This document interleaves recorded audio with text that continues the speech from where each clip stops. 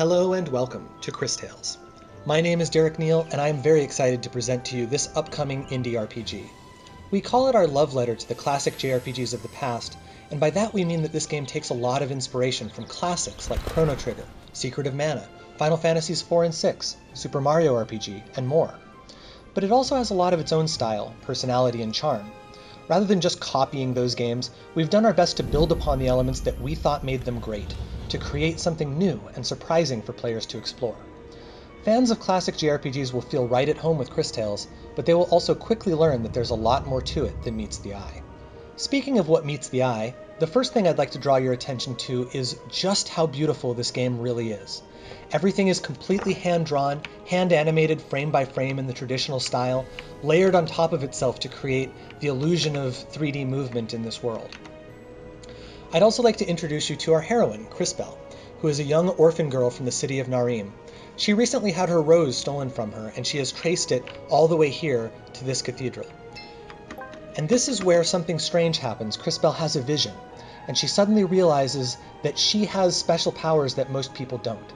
You see, Cris Tales is first and foremost a game about the experience of, interaction with, and manipulation of time. And elements of time manipulation permeate virtually every element of this game. And we will go over a lot of those in this demo, and I'll show you many different ways in which time mechanics interact in unique ways.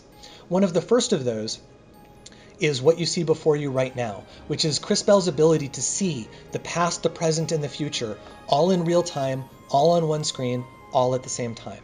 So on the left you have the past, where you can see the statues being built, and on the right you have the future, where you can see they're sort of overgrown with vines. Of course, this isn't just buildings and things like that, but the people, the places, the towns, the artifacts, everything that makes up the culture that these people live in. So for example, here on the left we have Old Lady Magda, who was a young, handsome woman in the past. And on the right we have young Marco, who in the future grows up to be a strapping teenager. Every single element in this game has been built at least 3 times, and many of them 20, 30, or more times, because there are also things that you can change about the past or the present in order to change things in the present or the future. And I'll be giving you some examples of that in just a little bit. As we come down here, we'll see a part of the city that has been destroyed in the future. This is the apothecary shop on the left, and the miller's house on the right. The miller's house and the apothecary shop! They've been destroyed! Fortunately, we are time mages, and we don't have to just wait for these visions to come true. We can try to do things to affect them. And so we're going to come over here on the left, past Miss June, and we're going to speak to Carpenter Joe, who was a strong young man, many years ago, now is kind of old and sickly, and in the future, well, things don't turn out so well for poor old Joe. Anyways, we're going to talk to him and see if he has any insight about the destruction of these houses. Yeah. Good morning, I guess. So the carpenter lets us know that ash blight, this rot that infects the houses, is typically responsible for this stuff, and if we want to fight it, we need some green leaf tonic. He suggests we talk to the apothecary, Miss June, about that. So we're going to talk to her, but in classic JRPG style, she's going to want some help of her own before she'll help us out with our quest. Why would someone do this? This will take forever to sort out. So poor Miss June has had the labels on some of her mushrooms go missing, and as a result she can no longer tell which are the deadly ones and which are the benign ones that go good on salads. So Crisbel vows that she'll help her out. And so one thing that you might try to do is take a look in the past and see where the labels were in the past. Unfortunately, what you'll see is that actually it's blocked in the past, so you can't really see it because there's this box. However, what we can do is send our buddy Matthias the Frog here into the past, where he becomes a tiny little tadpole, and in this mode he can walk around and interact with the people, the places, and the things of the past. And in this instance he can actually push this box aside. Nudge.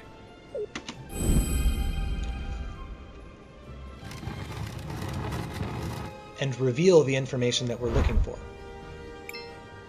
Well, this one has a skull on it. I imagine this is the death cap.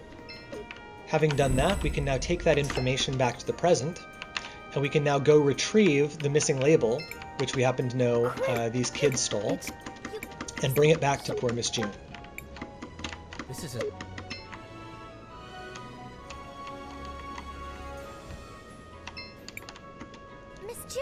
We found your label. So now that we've helped her out, Miss June will help us out with our quest.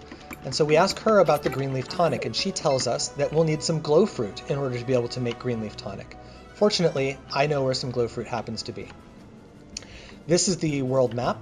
Like I mentioned, this is a classic JRPG, so it does have world map, vehicles, inns, shops, turn-based combat, which I'll be showing off in a little bit as well. Here's the tree I planted, but the fruit is going to take forever to grow.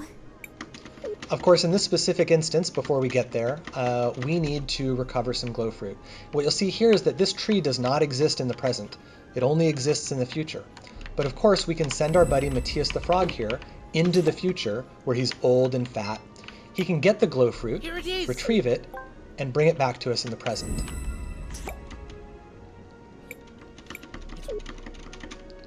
Now we can take the glow fruit back to June in order to get that green leaf tonic that we've been looking for.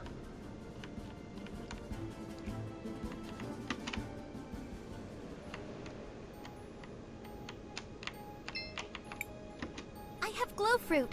Will one be enough? And so now that we've given the apothecary the glow fruit, she's given us the green leaf tonic. Well, there's a... Unfortunately, we have another problem here. There's only one dose of tonic, and there's 2 houses that are ruined.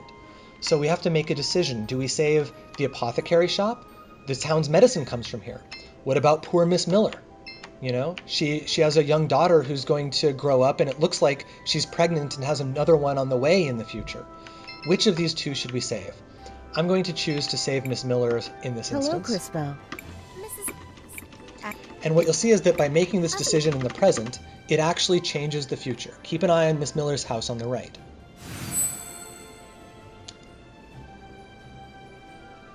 These kinds of changes and decisions that you can make permeate all throughout the story. There are so many different things that you can interact with in the past and in the future, and I'll be showing you many of those things as we move along here. The kinds of decisions that you can make in this game range from very small, like the color of a house, to things that impact the futures of entire kingdoms. And so I'll show you some of those differences right now. So if we come up here, we can see young Bernard, who is trying to make a living right now as a street performer. In the past, you'll see he always loved to play his violin. You'll see that in the present, he's trying to eke out a living. And in the future, unfortunately, it doesn't look like it's worked out, and he is forced into a life of crime. But depending on what happens to him, that future could change, as you see here. Now, not all choices are small in Cris Tales. Some decisions may affect the future of entire regions, and there are many decisions to make. Which decisions are actually available depend on which sets of side quests that you've done. And this is what I mean when I say everything in this game has been built not just 3 times or 4 times, but some of the things have been built 20 times because they can have multiple different futures, they can be different colors, they can be underwater or not underwater. And what you're seeing here is that certain areas of the city that used to be destroyed and decrepit have become nice and upscale, and other areas of the city that used to be nice and upscale have become old and decrepit, bringing a bit more of a balance to the city that used to be one very poor area and one very rich area. So those are some examples of how the time powers work. Let's go ahead and move on to the combat. So here are the enemies we'll be facing in this random battle. As you can see, this is a traditional turn-based JRPG. So at the top of the screen, we have a turn order bar that shows you the sequence in which each of the characters will be acting. We have enemies on both the left and the right, and you can choose to attack in either direction. You can also use skills and spells, use items to heal your party members, defend or pass your turn so that someone else can act. So in this case, we'll go ahead and pass our turn so that Wilhelm can act. In addition to these sort of standard elements of JRPG combat, we also have an attack enhancement and defense system that's based on timing button presses as you attack or defend yourself from enemy attacks. So for example, if I attack this enemy on the right, and I press the button right before I hit them, he'll do a follow-up attack that will do additional damage. It'll do more damage the better my timing is, and in that instance I got a critical hit. Here you can see I defended myself from the enemy's counterattack. I got it deflected. That's not the best version of it, but the better your timing is, the more of the damage you'll actually reduce. And of course, it's not just regular physical attacks that can be enhanced this way. Spells and abilities can also be enhanced, and doing that can change the properties of those spells and abilities.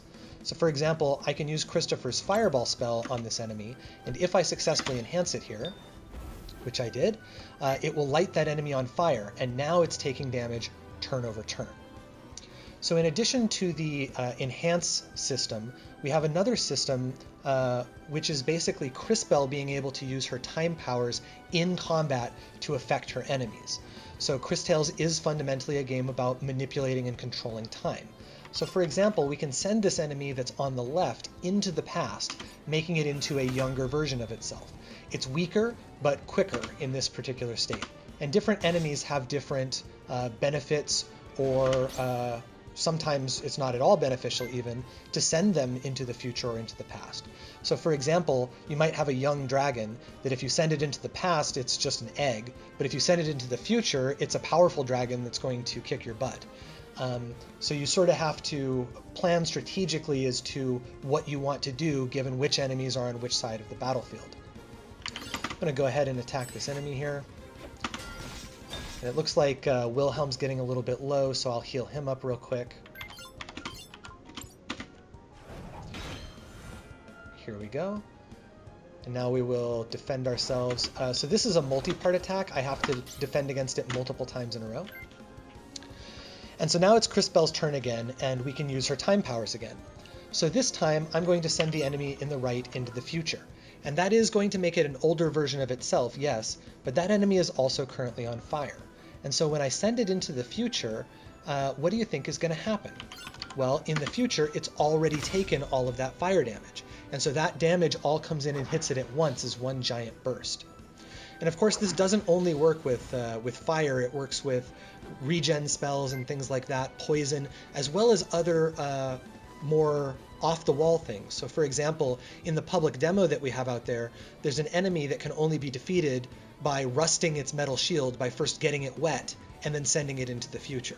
Similarly, you can have plants that will grow much bigger if you first use a water spell on them and then send them into the future. So there are many different interactions between Cris time powers and the various status effects and ailments that can be applied to enemies during combat. Now, this is not the only system that adds complexity and depth to what's going on in the combat. There's actually more even on top of just this. So there's also a system called the synchro system, and there I failed to defend myself. But there's also a system called the synchro system, which I'll be showing off now, which allows Cris to use her time powers to speed up an ally so that he can create crazy combos. So for example, here we'll invoke the synchro with Wilhelm and do his Yucca Rain and have him heal the party and send a whole bunch of exploding plant bombs at this enemy over here. And so here you'll see Cris using her time powers to accelerate Wilhelm and let him take a whole bunch of actions all at once.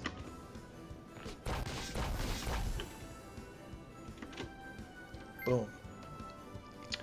And so we can go ahead. You'll notice when you're attacking across time, you send out an astral projection of yourself as well. So the synchro system allows Cris to set up combos with her different characters. So for example, Christopher here has a water spell which gets enemies wet and makes them more susceptible to lightning, and also has a lightning spell. So you can set up a combo with him that involves starting with the water spell and then proceeding into the lightning spell for extra bonus damage, and then you can follow up, or you could light the enemy on fire and then follow up by sending them into the future with Cris things like that. These systems provide a huge number of possible interactions between all of the different characters, and a huge number of different ways in which you can approach each battle. Of course, this is only a small glimpse into the full game. The final product will be over 20 hours long and contains dozens of enemies, unique, powerful bosses, and a complete world full of different kingdoms to explore. We hope you're as excited to experience it as we are to be bringing it to life. Thanks, and have a great day.